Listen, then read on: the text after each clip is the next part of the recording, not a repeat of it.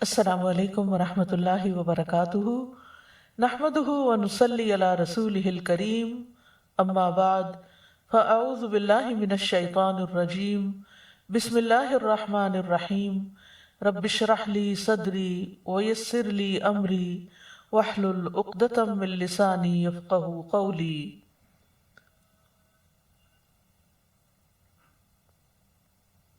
وعباد الرحمن الذين يمشون على الأرض هونا وإذا خاطبهم الجاهلون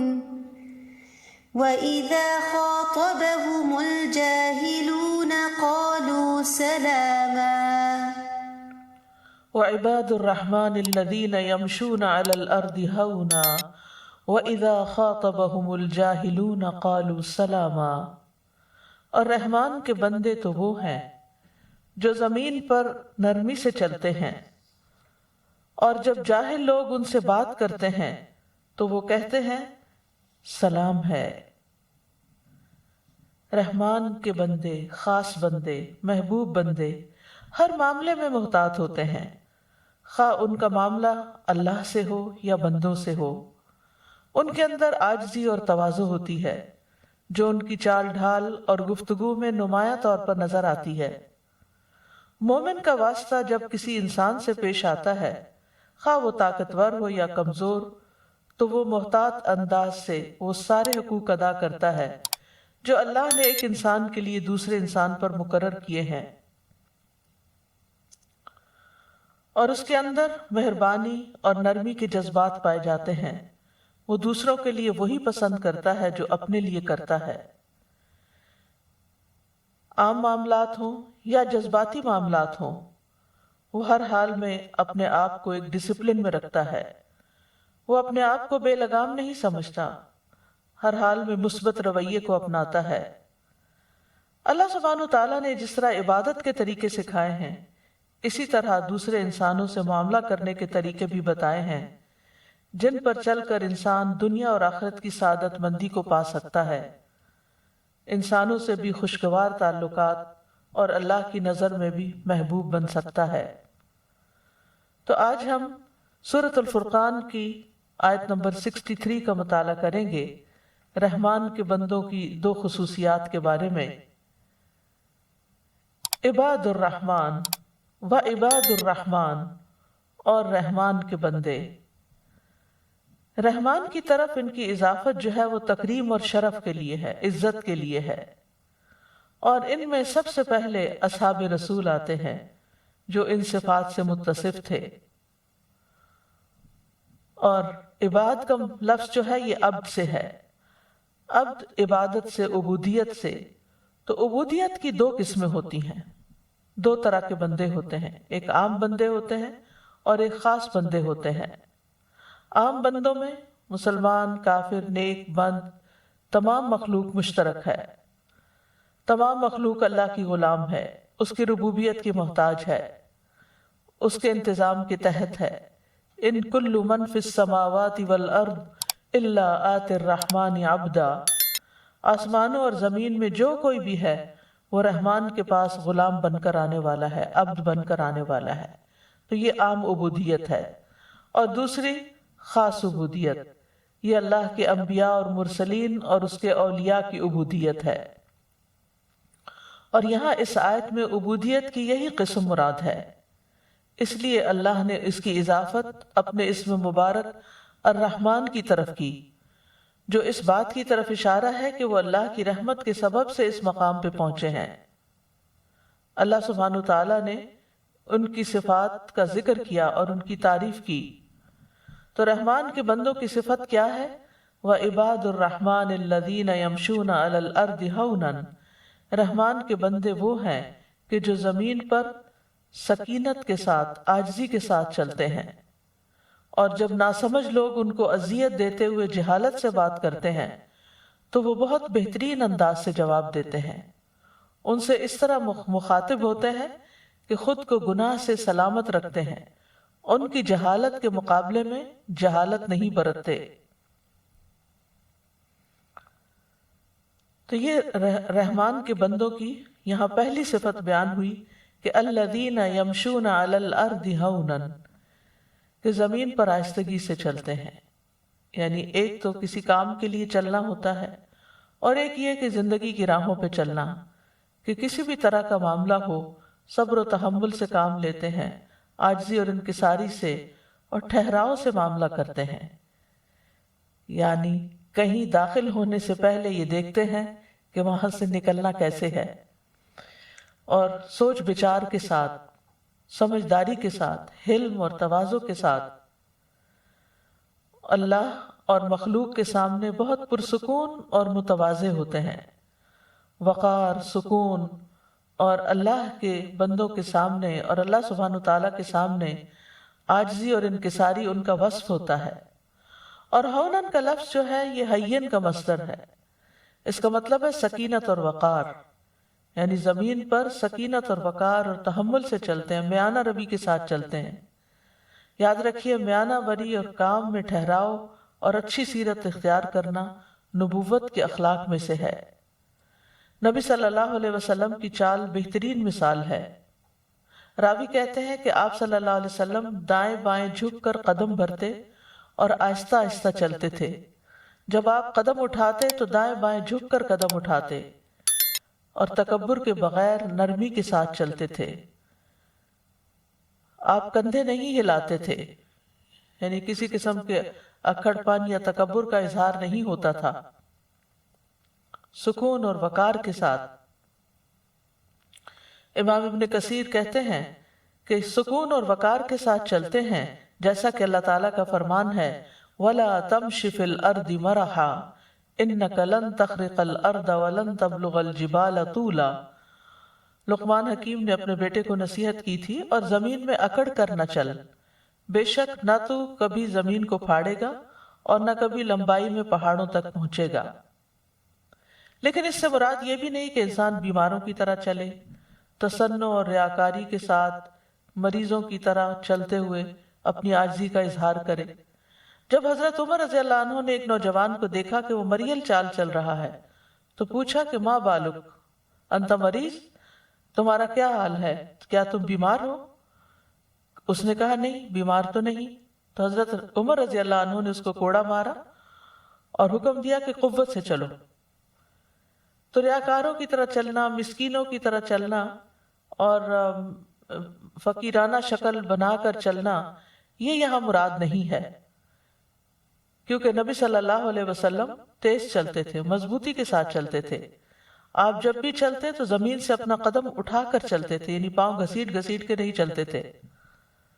آپ دائیں بائیں یوں جھکتے ہوئے چلتے تھے گویا کہ بلندی سے نیچے اتر رہے ہوں، یعنی ذرا سا آگے کی طرف جھکاؤ ہوتا تھا.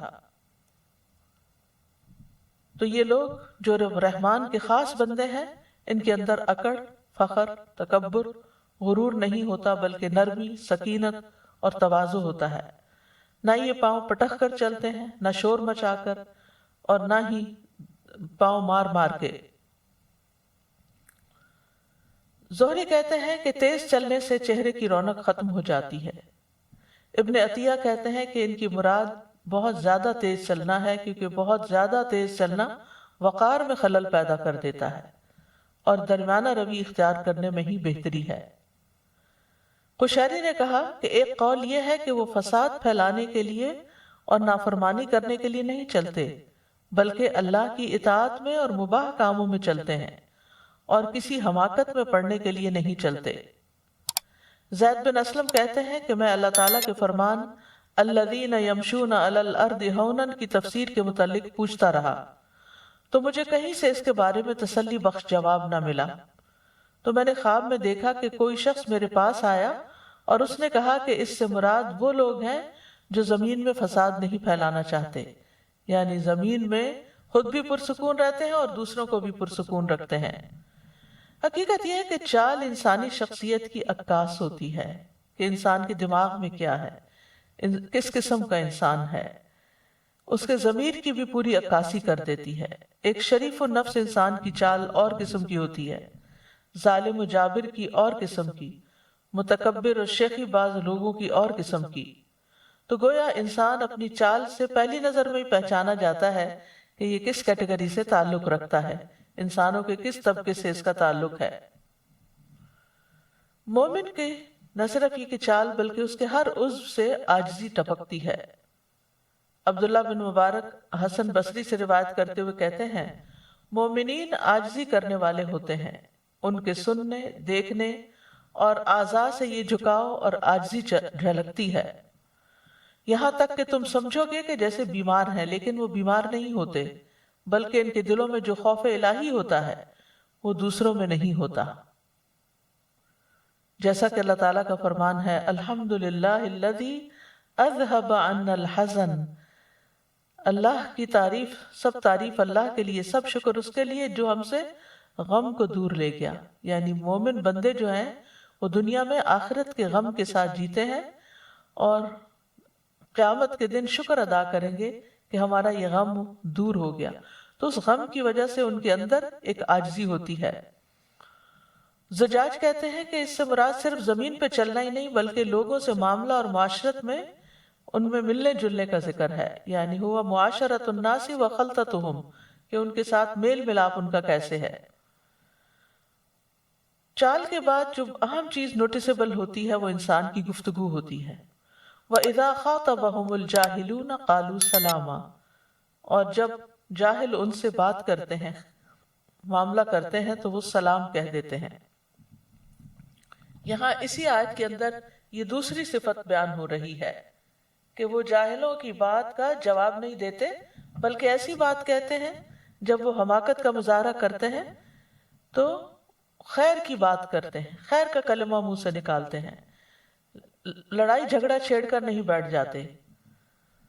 رحمان کے بندوں کے لیے رسول اللہ صلی اللہ علیہ وسلم کی ذات میں بہترین نمونہ ہے، جن کی بردباری جہالت پر غالب تھی اور جاہل کی سختی ان کی بردباری میں اور اضافہ کرتی تھی۔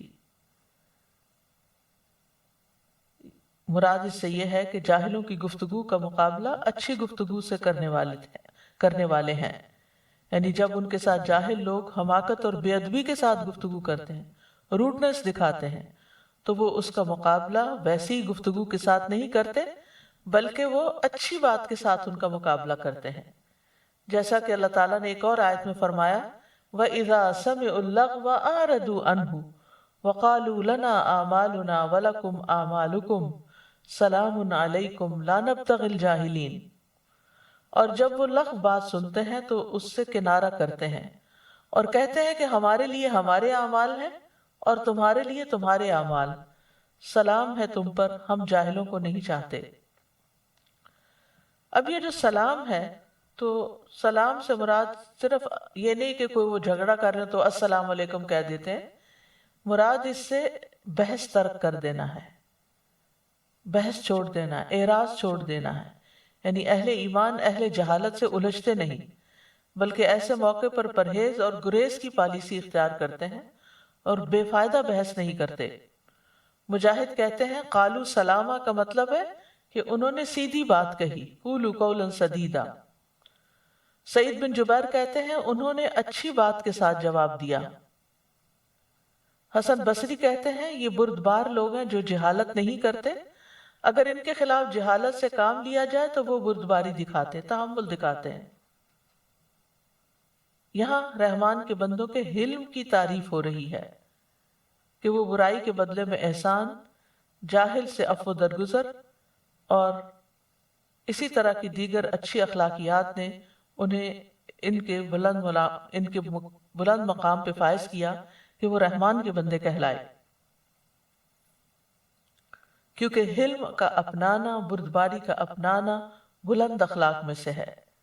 لوگوں کی تکلیف دہ باتوں پر صبر کرنا، ان کی جہالت سے اعراض برتنا، اگنور کر دینا، یہ بلند درجات کی نشانی ہے۔ احمق لوگوں کے مرتبے پہ نیچے اترنا کم عقل لوگوں کی ایک قسم ہے، ایسے شخص عقل سے عاری ہیں۔ عالم اور جاہل کا فرق یہی ہے، عالم کہتا ہے میں نہیں جانتا، I don't know، اور جاہل اپنے علم کے دعوے دار ہونے پہ ڈٹا رہتا ہے کہ جو بات میں کہہ رہا ہوں یہی بات ٹھیک ہے۔ علی ابن ابی طالب رضی اللہ عنہ کہتے ہیں کہ جاہل 6 عادات سے پہچانا جاتا ہے، چاہے اس نے کتنی کتابیں رٹ رکھی ہوں. 6 عادات. نمبر 1، وہ معمولی باتوں پہ غضبناک ہو جاتا ہے. چھوٹی سی بات اس کو ٹریگر کر دیتی ہے اور وہ انتہائی غیظ و غضب اور غصے کا شکار ہو جاتا ہے. نمبر 2، وہ بے فائدہ کلام کرتا ہے، فضول باتیں. نمبر 3، غیر مناسب مقام پر عطیات دیتا ہے، یعنی جس کا حق نہ ہو اس کو عطیہ دیتا ہے. نمبر 4، دوست اور دشمن کی پہچان نہیں رکھتا. اس کو یہ نہیں سمجھ آتی کہ کون میرا دوست ہے کون میرا دشمن ہے. نمبر 5، راز افشا کر دیتا ہے، یعنی اگر آپ اس کو کوئی بات بتائیں اور اس سے کہیں کہ یہ کسی سے نہیں کرنی تو اس کو سمجھ نہیں آتی، وہ سارے راز کھول دیتا ہے. نمبر 6، ہر کسی پہ بھروسہ کر لیتا ہے. یہ آپ دیکھیں کہ یہ حضرت علی بن ابی طالب رضی اللہ تعالیٰ عنہ ماشاءاللہ کتنی گہرائی کے ساتھ انہوں نے انسانی نفسیات کا جائزہ لیا اور جاہلوں کی 6 قسمیں یا 6 عادتیں یہاں پر بیان کر لی. اس میں ہم سب کو آئینہ دیکھنا چاہیے کہ کہیں اس میں سے کوئی چیز ہمارے اندر تو نہیں، کیونکہ ہم دوسروں میں تو جلدی دیکھ لیں گے لیکن اپنے اندر تو کہیں ایسی کوئی چیز نہیں. رحمان کے بندوں کا جاہلوں کے ساتھ کیا اخلاق ہوتا ہے؟ ابراہیم علیہ السلام کی مثال ہے. جب ان کے والد نے ابراہیم علیہ السلام سے کہا قال اراغب انت عن آلہتی یا ابراہیم لئن لم تنتہی لارجمنک واہجرنی ملیا قال سلام علیک ساستغفر لک ربی انہ کان بی حفیا. اس نے کہا کیا تو میرے معبودوں سے بے رغبتی کرنے والا ہے ابراہیم؟ یقیناً اگر تو باز نہ آیا تو میں ضرور ہی تجھے سنسار کر دوں گا اور مجھے چھوڑ دو اس حال میں کہ تو صحیح سالم ہے. ابراہیم کا جواب دیکھیے علیہ السلام، کہا تجھ پر سلام ہو، میں اپنے رب سے تیرے لیے ضرور بخشش کی دعا کروں گا، بے شک وہ ہمیشہ سے مجھ پر بہت مہربان ہے. باپ کا رویہ دیکھیے اور بیٹے کا رویہ دیکھیے. تو خلیل علیہ السلام نے، یعنی ابراہیم علیہ السلام نے جو خلیل اللہ تھے، وہ جواب دیا جو رحمان کے بندے جاہلوں سے بات کرتے ہوئے دیتے ہیں.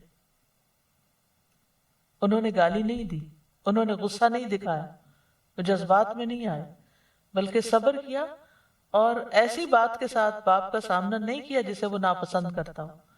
انہوں نے واقعی کہا سلام علیک. اسی طرح برائی کا جواب برائی سے نہیں دینا چاہیے بلکہ معاف کر دینا چاہیے، درگزر کرنا چاہیے. عبداللہ ابن عمرو بن عاص کہتے ہیں کہ تورات میں رسول اللہ صلی اللہ علیہ وسلم کو ان صفات کے ساتھ متصف کیا گیا: اے نبی، بے شک ہم نے آپ کو گواہی دینے والا، بشارت دینے والا، ان پڑھوں کی حفاظت کرنے والا بنا کر بھیجا ہے. آپ میرے بندے ہیں اور میرے رسول ہیں. میں نے آپ کا نام متوکل رکھا. آپ نہ بدخو ہیں نہ سخت دل ہیں، نہ بازاروں میں شور کرنے والے اور نہ برائی کا بدلہ برائی سے دیں گے بلکہ معافی اور درگزر سے کام لیں گے. تو رحمان کے بندے کون ہوتے ہیں؟ جو بد اخلاقی کے جواب میں بد اخلاق نہیں ہوتے، بد اخلاقی کا جواب بد اخلاقی سے نہیں دیتے. جیسا کہ ایک موقع پر حضرت عائشہ رضی اللہ تعالی عنہا نے جب ایسا کیا تو آپ نے ان کو منع فرما دیا. پھر جاہلوں سے اعراض جو ہے، قرآن مجید کی سورۃ الاعراف میں اس کا ذکر آتا ہے: خذ العفو وامر بالعرف واعرض عن الجاہلین، کہ درگزر اختیار کرو، نیکی کا حکم دو اور جاہلوں سے کنارہ کر لو.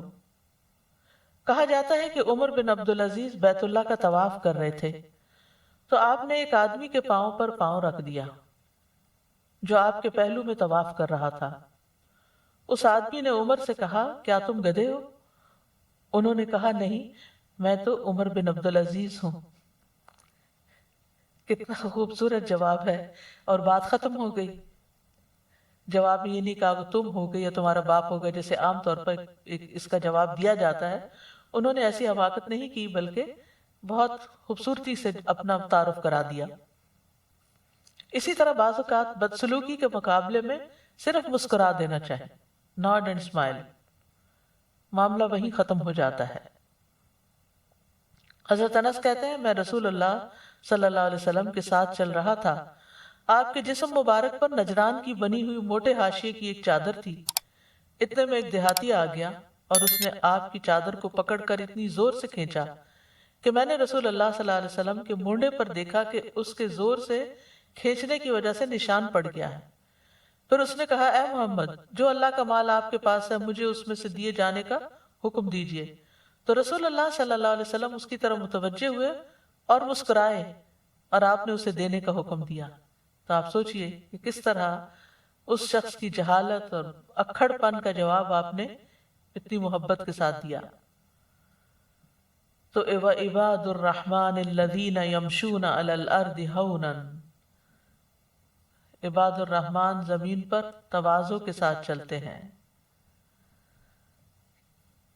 یہاں پر عاجزی اور زمین کو ساتھ ذکر کیا گیا ہے، اس بات کی یاد دہانی کے لیے کہ انسان مٹی سے پیدا ہوا ہے، اس کو اپنی اصل کو یاد رکھنا چاہیے۔ اگر وہ اپنی اصل کو یاد رکھے کہ مٹی تو پاؤں میں روندی جاتی ہے تو وہ کبھی بھی تکبر نہ کرے۔ مٹی سے ہی پیدا ہوا اور مٹی میں ہی اس کو واپس مل جانا ہے۔ منہا خلقناکم وفیہا نعیدکم ومنہا نخرجکم تارۃ اخری، اسی سے ہم نے تمہیں پیدا کیا، اسی میں ہم لوٹائیں گے اور اسی سے تمہیں ایک بار اور نکالیں گے۔ مٹی سے اپنی تخلیق کیے جانے کو انسان کو کبھی بھی نہیں بھولنا چاہیے۔ تو یہاں بنیادی طور پر تواضع کا حکم دیا جا رہا ہے۔ تواضع کا لفظ جو ہے ادعا سے ہے، یعنی دع جس کو کہتے ہیں رکھ دینا، یعنی تواضع میں انسان اپنی قدر کو کم کر لیتا ہے، یعنی جو اس کا اصل مقام ہوتا ہے اس سے نیچے آ جاتا ہے۔ یعنی مسلمان اپنے بھائی کے لیے اپنے مرتبے کو گرانے کا اظہار کرتا ہے۔ اور ایک قول یہ بھی ہے کہ جو فضیلت میں انسان سے بڑھ کر ہو اس کی تعظیم کرنا۔ تو انسان جب اپنے سے بڑے کی عزت کرتا ہے اور اپنے سے کم درجے والے پر شفقت کرتا ہے، یہی دراصل تواضع ہے۔ مخلوق کے سامنے بازو جھکا دینا۔ راضی کہتے ہیں تواضع سے مراد خدمت بجا لانے میں فرق کو ترک کر دینا ہے، بڑے چھوٹے سب کی خدمت کرنا۔ اسی طرح فضیل بن ایاز کہتے ہیں حق کے تابع ہو جانا اور اس کے لیے فرما برداری اختیار کرنا، اس کو قبول کر لینا، یہ تواضع ہے۔ یہاں تک کہ اگرچہ آپ اسے کسی بچے یا لوگوں میں سب سے زیادہ جاہل شخص سے سنیں، یعنی چاہے بچہ بات کر رہا ہو، اگر صحیح بات کر رہا ہے تو اس کو بھی مان لینا، کوئی جاہل کر رہا ہے اگر اس نے بھی کوئی صحیح بات کی ہے تو اس کو بھی قبول کر لینا۔ پھر یعنی کہ متواضع انسان وہ ہوتا ہے کہ جو کسی کی بھی بات چاہے اس سے بڑے کی ہو یا چھوٹے کی، اگر وہ صحیح بات ہے تو اس کو لینے میں کوئی آر نہیں ہوتی۔ ابن قیم رحمہ اللہ کہتے ہیں آپ کے لیے تواضع کا مرتبہ اس وقت تک درست نہیں ہو سکتا جب تک آپ حق کو ان لوگوں سے نہ سنیں جن سے آپ محبت کرتے ہیں اور ان سے بھی جن سے آپ نفرت کرتے ہیں، کیونکہ عام طور پر جن سے ہم محبت کرتے ہیں ان کی حق بات کو تو ہم خوشی سے لے لیتے ہیں، لیکن جن سے ہمیں نفرت ہوتی ہے ان کی بات سچ بھی ہو تو ہمیں بہت کڑوی لگ جاتی ہے اور اس کو ہم قبول نہیں کرتے۔ اور اسی طرح وہ کہتے ہیں کہ آپ اسی طرح اپنے دشمن سے حق کو قبول کریں جس طرح اپنے دوست سے حق کو قبول کرتے ہیں، یہ ہے اصل تواضع۔ یعنی تواضع یہ ہے کہ جب حق آ جائے سامنے تو اس کو قبول کر لیا جائے، اور جب کسی کا حق آپ کے ذمہ ہو تو اس کو ادا کر دیں۔ کسی کی دشمنی اس بارے میں مانے نہ ہو کہ انسان اس کا حق ادا کرنے سے رک جائے۔ فضیل بن ایاز سے تواضع کے بارے میں پوچھا گیا تو انہوں نے کہا یہ وہ شخص ہے جو حق کے تابع ہو اور وہ حق کے مطیع ہو جائے، اور جو اس کو حق بات کہے اس کو قبول کر لے۔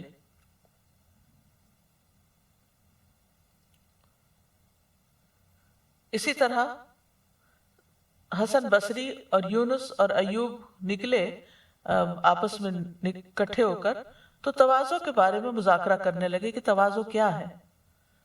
تو حسن بصری نے ان سے کہا کہ کیا تم لوگ جانتے ہو کہ تواضع کیا ہے؟ تواضع یہ ہے کہ جب آپ گھر سے نکلیں تو آپ جس بھی مسلمان سے ملیں یہی سمجھیں کہ وہ آپ سے اچھا ہے یا آپ سے بہتر ہے، یہ ہے اصل تواضع۔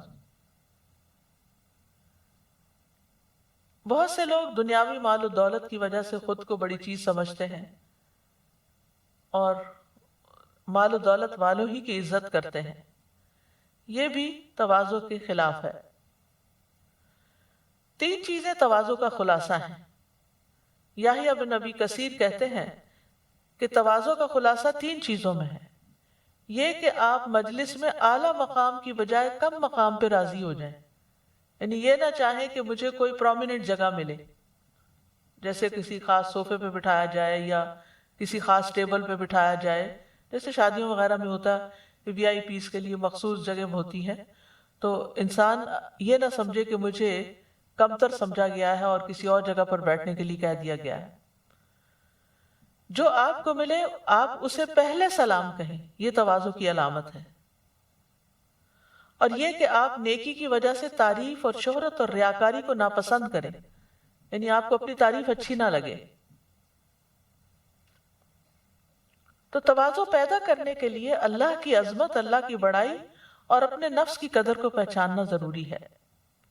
یعنی اگر کوئی یہ کہے کہ تواضع کیسے پیدا ہو، تو ایک طرف اللہ تعالیٰ کی پہچان کرے، اس کی عظمت کی، اور دوسری طرف اپنی حقارت کو کہ کہاں سے پیدا ہوا اور کیا چیز ہے اس پر نگاہ رکھے۔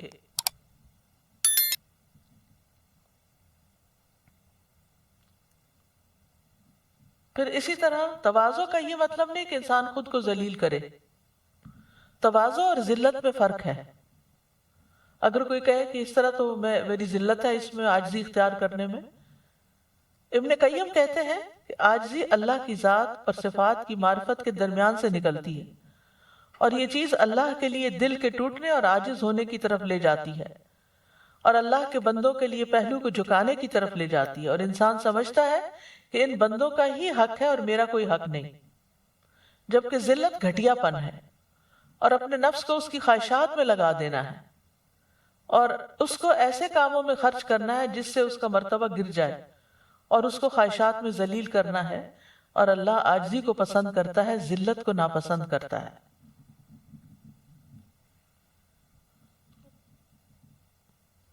عاجزی اور تواضع ہمارے دین میں بہت اہمیت کا حامل ہے۔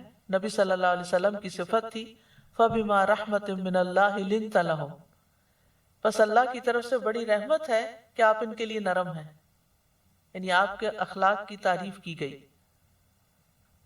آپ کو حکم دیا گیا وَخْفِضْ جَنَاحَكَ لِمَنِ اتَّبَعَكَ مِنَ الْمُؤْمِنِينَ، اور ایمان لانے والوں میں سے جو آپ کی اتباع کریں ان سے تواضع سے پیش آئیں۔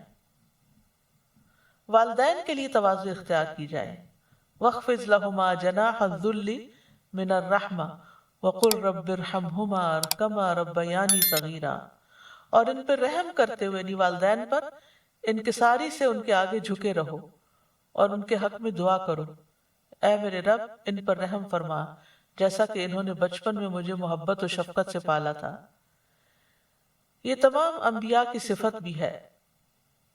حضرت یحییٰ علیہ السلام کہتے ہیں وَبَرًّا بِوَالِدَتِي وَلَمْ يَجْعَلْنِي جَبَّارًا شَقِيًّا، یہ حکم دیا کہ میں اپنی والدہ سے بہتر سلوک کرتا رہوں، یہ اور نیز یہ کہ مجھے اللہ نے جابر اور بدبخت نہیں بنایا۔ عیسیٰ علیہ السلام کے بارے میں آتا ہے رسول اللہ صلی اللہ علیہ وسلم نے فرمایا جو عیسیٰ علیہ السلام کی تواضع دیکھ کر خوش ہونا چاہتا ہے وہ ابو ذر کو دیکھ لے، ابو ذر رضی اللہ عنہ کو۔ اللہ سبحانہ وتعالیٰ نے نبیوں میں عاجزی پیدا کرنے کے لیے ان کو بکریاں چرانے کا حکم دیا۔ تمام انبیاء بکریاں چراتے تھے۔ حدیث میں آتا ہے اللہ نے کوئی ایسا نبی نہیں بھیجا جس نے بکریاں نہ چرائی ہوں۔ اس پر صحابہ نے آپ سے پوچھا آپ نے بھی چرائی ہیں؟ آپ نے فرمایا ہاں، کبھی میں بھی مکہ والوں کی بکریاں چند قیرات کی تنخواہ پہ چرایا کرتا تھا۔ موسیٰ علیہ السلام کو بھیجا گیا اور وہ بکریاں چرایا کرتے تھے۔ داؤد علیہ السلام جو بعد میں بادشاہ بنے وہ بھی بکریاں چراتے تھے۔ آپ نے فرمایا اور میں بھی مقام اجیاد میں بکریاں چرایا کرتا تھا۔ اسی طرح تمام لوگوں کو یہ حکم دیا گیا ہے کہ عاجزی اختیار کرے، یہاں تک کہ کوئی کسی پر فخر نہ کرے اور نہ ہی کوئی کسی پر زیادتی کرے۔ یہ صحیح مسلم کی حدیث ہے۔ کامل ایمان والوں کی یہی صفت ہے اذلۃ علی المؤمنین، کہ اپنے مسلمان بھائیوں کے لیے تواضع اختیار کرتے ہیں۔ حدیث میں مومن کی عاجزی کی مثال دی گئی. مومن آسان اور نرم ہوتے ہیں، اس مانوس اونٹ کی طرح کہ اگر اس کو اپنے پیچھے چلایا جائے تو وہ مطیع ہو کر چلا آتا ہے، اگر اس کو پیچھے سے ہانکا جائے تو وہ آگے ہانکا جاتا ہے، اگر تم اس کو چٹان پہ بھی بٹھاؤ تو بیٹھ جاتا ہے. یعنی آپ دیکھیے کہ اونٹ کتنا اونچا لمبا جانور، انسان کے قد سے اونچا اور انسان سے مضبوط تر، لیکن انسان اس کو اپنے قابو میں کر لیتا ہے، اس کو بٹھاتا ہے تو وہ مان جاتا ہے، اس کی بات بیٹھ جاتا ہے. تو اس سے مومن کی مثال دی گئی. معاذ بن جبل کہتے ہیں بندہ اس وقت تک ایمان کی چوٹی تک نہیں پہنچ سکتا جب تک انکساری سے بلند مرتبے سے زیادہ عزیز نہ ہو جائے، اور دنیا کا تھوڑا ساز و سامان اسے زیادہ سے محبوب نہ ہو جائے. اور جن لوگوں سے محبت اور نفرت کرتا ہے وہ ان سے حق کے مطابق ہی محبت اور نفرت کرے، یعنی جتنا حق ہو اتنی ہی محبت ہو، اتنی ہی نفرت ہو. اور لوگوں کے لیے اس طرح فیصلہ کرے جس طرح وہ اپنی ذات اور اپنے گھر والوں کے لیے کرتا ہے. اللہ کے محبوب بندے ہیں وہ جن کے اندر نرمی اور شفقت ہو. افضل انسان وہ ہے جو بلند مرتبہ ہوتے ہوئے بھی عاجزی اور انکساری کرے اور باوجود قدرت کے زہد اختیار کرے اور اپنی قوم کے خلاف مدد کرنا چھوڑ دے. تواضع صاحب علم اور صاحب فضل لوگوں کا اخلاق ہوتا ہے. علم والے متواضع ہوتے ہیں اور صاحب اخلاق ہوتے ہیں، اور یہ ان کے علم والا ہونے کی پہچان ہوتی ہے، اور ایسے لوگ اللہ کے نزدیک بہت قابل قدر ہوتے ہیں. سلف صالحین کی تواضع کی چند مثالیں ہیں. خیثمہ کہتے ہیں کہ حارث بن قیس جوفی ہیں جو کہ عبداللہ رضی اللہ عنہ کے اصحاب میں سے ہیں، اور سب لوگ ان سے بہت خوش تھے، تو وہ ایک یا دو آدمیوں کے پاس بیٹھ کر انہیں احادیث اور علم بیان کرتے، پھر جب زیادہ ہو جاتے تو کھڑے ہو جاتے اور انہیں چھوڑ دیتے، یعنی کراؤڈ بڑا ہوتا تو وہ اٹھ جاتے. عامش کہتے ہیں کہ وہ ابراہیم سے روایت کرتے ہوئے وہ علقمہ سے روایت کرتے کہ جب عبداللہ بن مسعود فوت ہوئے اور علقمہ عبداللہ بن مسعود کے بڑے شاگردوں میں سے سب سے بڑے تھے، تو ان سے کہا گیا آپ اس مجلس تدریس پر بیٹھ جائیں اور لوگوں کو سنت سکھائیں. تو انہوں نے کہا کیا تم چاہتے ہو کہ میری ایڑیوں کو روندا جائے، یعنی لوگ میرے پیچھے پیچھے چلیں اور میں سردار بن کر آگے آگے چلوں؟ نہیں، ایسا نہیں ہو سکتا. یعنی میں کہنے کا مطلب کیا تھا کہ میں عبداللہ بن مسعود کے مقام پر اپنے آپ کو نہیں پاتا، اس لیے میں اس مسند پر یعنی نہیں سکھاؤں گا. اس کا یہ مطلب نہیں کہ علقمہ نے سکھایا نہیں تھا، علقمہ کی بہت سی روایات ہیں، اور لیکن یہ کہ یہ لوگ شہرت کو اور لوگوں کے بہت اپریسیشن کو پسند نہیں کرتے تھے. اپنے سے زیادہ علم والوں کے سامنے تواضع اختیار کرنا. علماء کے لیے تواضع اختیار کرنے کے بارے میں آتا ہے جب زید بن ثابت اپنی سواری پر آئے اور یہ صحابہ کرام میں کبار علماء میں شامل ہوتے تھے، تو ابن عباس کھڑے ہو گئے تاکہ ان کی سواری کی رکاب کو تھام لیں. ابن عباس عالم کو مرحبا کہہ رہے تھے اور ان کو عزت و احترام اور محبت سے نیچے اتار رہے تھے. تو زید رضی اللہ عنہ نے کہا کہ اس عالم کو دیکھو تواضع کر، یعنی ابن عباس کو عالم کہا. پھر کہا اے اللہ کے رسول کے چچا کے بیٹے ایسا نہ کریں.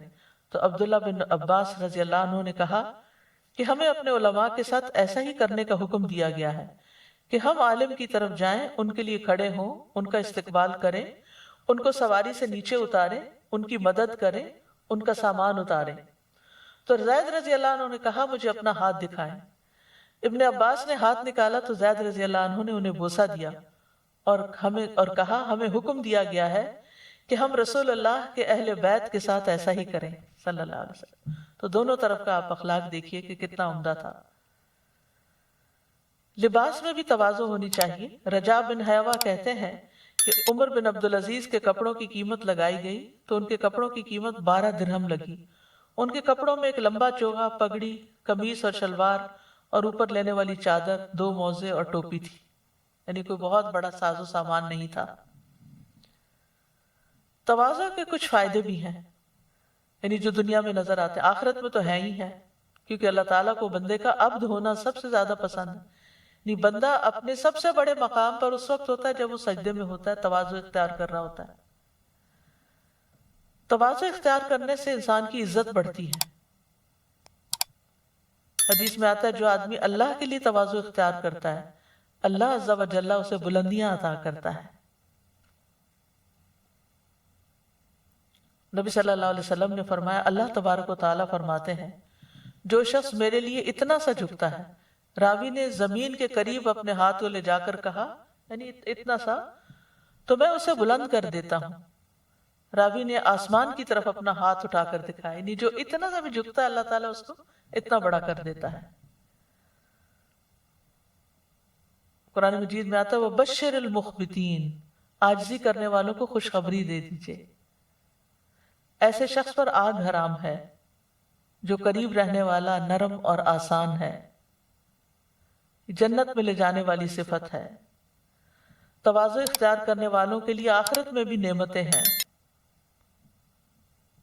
تو تواضع کے فائدے کیا ہیں کہ انسان کی قدر و منزلت بلند ہوتی ہے، حق قبول کرنے اور اس پر عمل کی توفیق ہوتی ہے، حقیقی عزت ملتی ہے، اللہ کے ہاں بلند مقام ملتا ہے، بندوں کی محبت ملتی ہے، دین و دنیا کی مصلحت حاصل ہوتی ہے، اس سے عداوتیں ختم ہو جاتی ہیں، دشمنیاں ختم ہو جاتی ہیں، محبتیں پیدا ہو جاتی ہیں۔ اور جہاں تواضع نہیں ہوتا، انکساری نہیں ہوتی، تو وہاں کیا ہوتا ہے؟ ایسا نہ کرنا یعنی تواضع اختیار نہ کرنا، یہ ابلیس کی صفت ہے۔ ابا واستکبر وکان من الکافرین، اس نے انکار کیا اور تکبر کیا اور کافروں میں سے ہو گیا۔ پھر خود کو بڑا سمجھنے کی مذمت ہے۔ نبی صلی اللہ علیہ وسلم کے نزدیک ناپسندیدہ لوگ کون ہیں؟ آپ نے فرمایا جو بلا سوچے، جو زیادہ باتیں کرتے ہیں، بلا سوچے سمجھے اور بلا احتیاط بولتے ہیں اور تکبر کرنے والے ہیں، یہ ہلاک کرنے والی صفت ہے۔ فرمایا 3 چیزیں ہلاک کرنے والی ہیں، جن میں سے ایک بڑائی خورا ہونا، اپنے اوپر اپنے آپ کو بڑی چیز سمجھنا۔ لوگوں کو حقیر سمجھنے کی مذمت کی گئی ہے۔ جو شخص خود کو بڑی چیز سمجھتا ہے پھر لوگوں کو چھوٹا سمجھتا ہے۔ متکبر فقیر اللہ کو پسند نہیں، کہ جس کو ضرورت بھی ہو اور پھر وہ اکڑ دکھائے۔ تکبر اہل جہنم کی نمایاں صفت ہے۔ ذرا برابر بھی خود کو بڑا سمجھنا جہنم میں لے جانے کا باعث ہے، اور خود کو بڑا سمجھنے والے قیامت کے دن متکبروں کو چونٹیوں کی طرح پیش کیا جائے گا، گویا کہ ان کی شکلیں انسان جیسی ہوں گی، ہر حقیر چیز ان سے بلند ہوگی، یہاں تک کہ وہ جہنم کے ایسے قید خانے میں داخل ہو جائیں گے جس کا نام بولس ہوگا، اور ان لوگوں پر آگوں کی آگ چھا جائے گی، انہیں طینۃ الخبال کا پانی یعنی اہل جہنم کی پیپ جمع کی ہوئی پلائی جائے گی۔ تو مومن بندے جو ہیں وہ ہر رویے میں عاجزی اختیار کرتے ہیں، گفتگو میں عاجزی اختیار کرتے ہیں، نرم بات کرتے ہیں، ٹھہراؤ سے بات کرتے ہیں، تیزی سے گفتگو نہیں کرتے۔ پھر اسی طرح خصوصاً اپنے سے چھوٹوں کے ساتھ شفقت سے کام لیتے ہیں، بات کرتے ہوئے چال میں عاجزی اختیار کرتے ہیں، اکڑ سے نہیں چلتے بلکہ معتدل چال چلتے ہیں، مضبوط قدموں سے چلتے ہیں۔ نماز کے لیے بھی سکینت سے آتے ہیں، کیونکہ نماز کے لیے بھاگ بھاگ کے آنے سے منع کیا گیا ہے۔ اٹھنے بیٹھنے میں عاجزی اختیار کرتے ہیں، معمولی جگہ پر بیٹھنے کو برا نہیں سمجھتے، بیٹھنے میں بھی عاجزی کا یعنی عاجزانہ طریقے سے بیٹھتے ہیں، مجلس میں دوسروں کو بھی جگہ دیتے ہیں۔ پھر کھانے پینے میں عاجزی اختیار کرتے ہیں، تکبر نہیں کرتے۔ کلوا واشربوا ولا تسرفوا انہ لا يحب المسرفین، کیونکہ اسراف جو ہے وہ تکبر والوں کا پیشہ ہے۔ فرمایا کھاؤ اور پیو اور پہنو اور صدقہ کرو، لیکن اسراف نہ کرو اور تکبر نہ کرو۔ جو میسر ہو وہ کھا لیتے ہیں، کھانے پینے میں زہد اختیار کرتے ہیں، پیٹ بھر کر نہیں کھاتے۔ کھانا نہ ملنے پر روزہ رکھ لینا۔ نبی صلی اللہ علیہ وسلم کے پاس جب نبی صلی اللہ علیہ وسلم گھر آئے ایک دفعہ، حضرت عائشہ سے کہا کیا تمہارے پاس کچھ ہے؟ تو وہ عرض کرتی ہیں کہ اللہ کے رسول ہمارے پاس تو کچھ بھی نہیں۔ آپ نے فرمایا تو میں پھر روزہ رکھ لیتا ہوں۔ آپ دیکھیے کہ آج اگر کوئی شوہر گھر میں آئے اور بیوی سے پوچھے کچھ کھانا پکا ہوا ہے اور وہ اگر کہہ دے کہ نہیں، تو پھر آپ دیکھیے کہ کیا صورت ہوتی ہے۔ عام طور پر انہی چیزوں سے گھروں میں لڑائیاں اور فساد پیدا ہو جاتے ہیں۔ پھر کھاتے ہوئے اگر کوئی لقمہ گر جائے تو اٹھا کے کھانے میں صاف کر کے اور محسوس نہیں کرتے، کھانے میں عیب نہیں نکالتے، کھانے میں دوسروں کو بھی شامل کر لیتے ہیں، یتیم اور مسکین کو ساتھ بٹھا کر کھلا لیتے ہیں، معمولی لوگوں کی دعوت بھی قبول کر لیتے ہیں۔ معمولی کھانے کی دعوت کو بھی قبول کر لیتے ہیں، ٹیک لگا کے نہیں کھاتے، سونے چاندی کے برتنوں میں نہیں کھاتے۔ پھر لباس میں بھی عاجزی اور تواضع۔ انبیاء علیہ السلام کی بہت یعنی سادہ زندگی ہوتی تھی، کوئی بہت برانڈڈ کلوتھس نہیں پہنتے تھے۔ پھر اسی طرح متکبرانہ لباس نہیں پہننا چاہیے، بہت قیمتی لباس سے بھی اجتناب کرنا چاہیے۔ تواضع کی نیت سے بہت اچھا لباس چھوڑ دینے کا بھی اجر ملتا ہے۔ پھر سواری میں تواضع، حقیر سمجھی جانے والی سواری پر سوار ہونے سے عار محسوس نہیں کرنا چاہیے۔ پھر اسی طرح گھر والوں کے ساتھ تواضع، سب سے اچھا اخلاق گھر والوں کو دکھانا چاہیے، محبت کا اظہار کرنا چاہیے، گھر کے کام کاج میں تعاون کرنا چاہیے، بیوی کی جائز فرمائشیں پوری کر دینی چاہیے، ان کے ساتھ دل لگی کرنی چاہیے۔ بچوں کے ساتھ تواضع کیا ہے کہ بچوں پر سب سے بڑھ کر رحم دل ہوں، بچوں کے ساتھ کھیلا جائے، ان سے پیار کیا جائے، بچوں کے ساتھ روب کی بجائے نرمی کا رویہ اختیار کیا جائے، بچوں کے سر پر ہاتھ پھیرے جائیں، بچوں کو سلام کر کے ان کو دعا دی جائے، بچوں کو اپنے کندھوں پہ چڑھایا جائے، بچوں کو زبان نکال کر خوش کیا جائے، بچوں کے جذبات کا خیال رکھا جائے، ان کو تسلی دی جائے، خادموں کے ساتھ بہترین سلوک کیا جائے، کاموں میں عیب نہ نکالے جائیں، کسی کام کے غلط ہونے پر ملامت نہ کی جائے، بس سمجھا دیا جائے، مار پیٹ نہ کی جائے، خادموں کو اپنے سے کمتر نہ سمجھا جائے۔ لوگوں کے ساتھ معاملہ کرنے میں لوگوں سے تواضع کے ساتھ پیش آتے ہیں اہل عباد الرحمان، اور منہ موڑ کے بات نہیں کرتے، لوگوں سے اچھے اخلاق سے پیش آتے ہیں، بڑوں کی عزت کرنا، چھوٹوں پر شفقت کرنا، کمزور لوگوں کا خیال رکھنا، لوگوں کی رسائی آسان کر دینا، لوگوں کی ضروریات کا خیال رکھنا،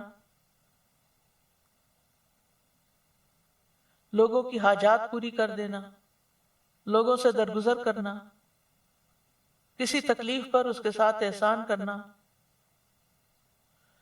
کوئی غلطی سے آگاہ کرے تو اس کو قبول کر لینا،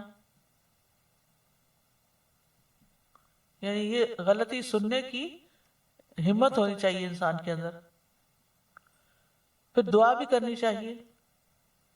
ایک تو مشہور دعا ہے یہ، سبحان ذی الجبروت والملکوت والکبریاء والعظمہ، تمام پاکی اس اللہ کے لیے ہے جو طاقت اور سلطنت والا ہے اور کبریائی اور عظمت والا ہے، یعنی جو طاقت اور قوت والا ہے، سلطنت والا ہے، کبریائی اور عظمت والا بھی ہے۔ اللہ سبحانہ تعالیٰ کے سامنے عاجزی کے کلمات اختیار کرنا، اللہم اسلمت نفسی الیک وفوضت امری الیک ووجہت وجہی الیک والجأت ظہری الیک رغبتا ورہبتا الیک لا ملجا ولا منجا منک الا الیک آمنت بکتابک الذی انزلت ونبیک الذی ارسلت۔